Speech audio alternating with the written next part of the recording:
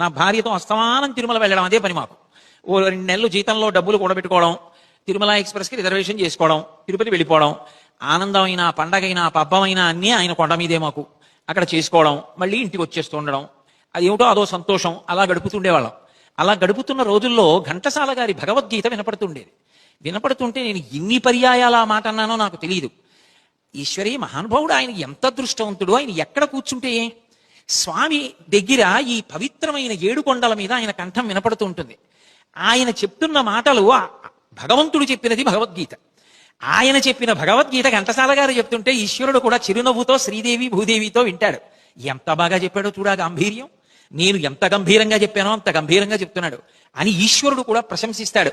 ఆయన ధన్యుడు. ఆయన శరీరం వెళ్ళిపోయినా ఆయన కీర్తి శరీరం మిగిలిపోయింది. ఒక మనిషి బ్రతుకంటే అలా ఉండాలి. నేను అందుకే అసలు ఈయన ఇలా ఎలా కాగలిగారు అన్న విషయం తెలుసుకోవాలి అని తాపత్రయపడేవాడిని.